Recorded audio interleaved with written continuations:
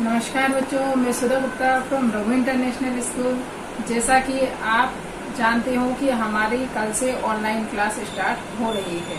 21 जून से हमारी क्या होने वाली है, वापस से ऑनलाइन क्लास स्टार्ट होने वाली है। कि जिस तरह हमने अप्रैल में ली थी ऑनलाइन क्लासेस, वो वापस से हम अभी जून में स्टार्ट कर रहे हैं। तो ऑनलाइन क्लास के माध्यम से सबसे पहले मैं आपको परिचय करवा दूं कि आपकी बुक्स, जो न्यू स्टूडेंट है वह भी समझ लें और जो पुराने हैं उनको तो मालूम है, क्योंकि उन्होंने तो अप्रैल में हमने फर्स्ट और सेकंड दो चैप्टर पार्ट 1 और पार्ट 2 हम कंप्लीट कर चुके थे। उनके क्वेश्चन आंसर भी हम लिख चुके थे। जैसा कि आपकी जो बुक है वो आएंगी इस बार दो बुक रहेंगी। कौन कौन सी बुक्स रहेंगी, कौन कौन सी पुस्तक रहेंगी आपकी? सबसे पहली रहेगी बसंत भाग 3 और इसके बाद भारत की खोज। बसंत भाग 3 में जो आपकी कुछ कविताएं हैं, कुछ कहानियां हैं और कुछ संस्मरण हैं, जिसके माध्यम से यहाँ पर समझाया गया है। इसी तरह जैसे कि हमने हमारा फर्स्ट जो चैप्टर था, कौन सा था हमारा फर्स्ट चैप्टर? फर्स्ट जो हमारा चैप्टर था, फर्स्ट जो हमारा सबसे पहला पार्ट हमारा वो था ध्वनि कविता। ये क्या थी हमारी सबसे जो फर्स्ट पार्ट है, जो हमारा पहला पार्ट है, वो कौन सी है? हमारी ध्वनि कविता। अब इस कविता के लेखक कौन से हैं? सूर्यकांत त्रिपाठी। क्योंकि मैं यहाँ पर आपका एक रिवीजन करवाना चाह रही हूँ कि आपको अभी या तो कुछ बच्चों ने पढ़ाई की होगी या कुछ बच्चों ने जब तक अप्रैल तक में ही पढ़ाई की और वापस बुक से ऐसी की ऐसी रख दी। तो कि मैं याद दिला दूं उनको, हमने 2 पार्ट कंप्लीट कर लिए थे, 2 पार्ट हमारे पूर्ण हो चुके थे प्रश्नोत्तर सहित। जिसमें सबसे पहला पार्ट है आपका कक्षा 8 का ध्वनि। ये एक कविता है जिसके कवि हैं सूर्यकांत त्रिपाठी निराला।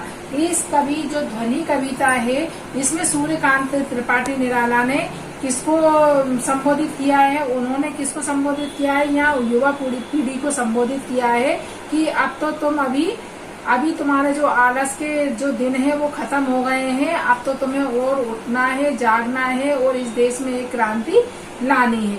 थोड़ा सा मैं 1-2 लाइन पढ़कर सुना देती हूँ ताकि आपको और अच्छा समझ में आ जाए। अभी न होगा मेरा अंत, अभी अभी तो आया है मेरे मन में मृदुल पसंद, अभी न होगा मेरा अंत। यहाँ पर सूर्यकांत त्रिपाठी निराला ध्वनि कविता के माध्यम से यहाँ पर सूर्यकांत त्रिपाठी निराला जी कहते हैं कि मैं उन युवा पीढ़ी में नया संचार बनना चाहता हूँ जो आलसी होकर बैठ चुके हैं। मैं उनको समझाना चाहता हूँ कि अभी अभी तो क्या हुआ है, हमारे मतलब देश के लिए कुछ करने के लिए हमारे मन में क्रांति जागी है। अभी तो मैंने नई नई चेतनाओं वाली कविताएं लिखना शुरू की हैं।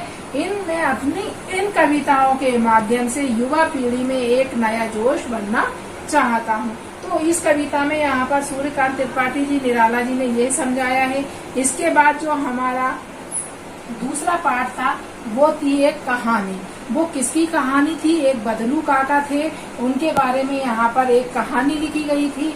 वो थे इसके जो लेखककार थे, मतलब जिन्होंने इस कहानी को लिखा है, वो थे आपके कामतानाथ थे।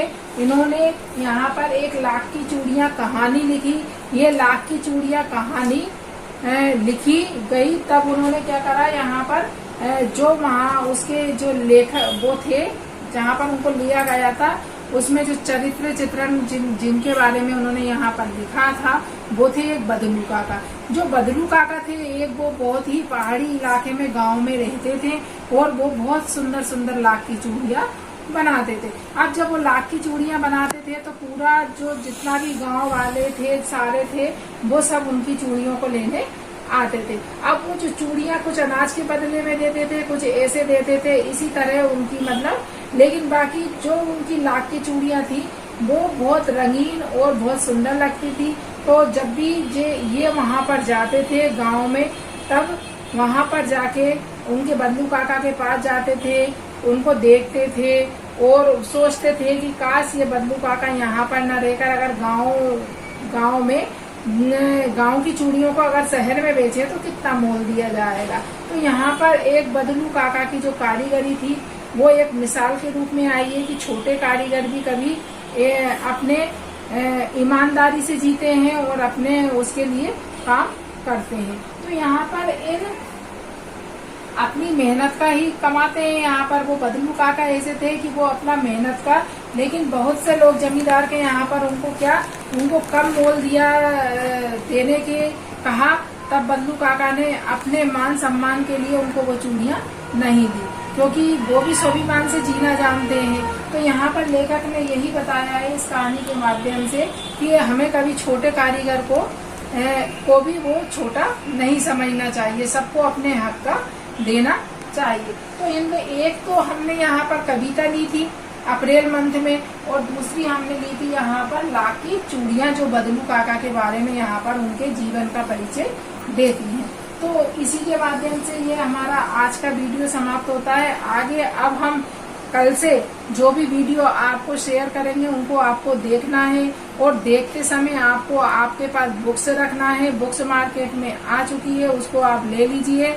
और इसके बाद आपको पढ़ाई करते समय आपके पास बुक्स होना चाहिए, कॉपी होना चाहिए, साथ में एक पेन होना चाहिए, ताकि हम कुछ अच्छी बातें उसमें से नोट कर सकते हैं। इसी के साथ हमारी ये वीडियो यहीं तक समाप्त होती है। जय हिंद, जय भारत।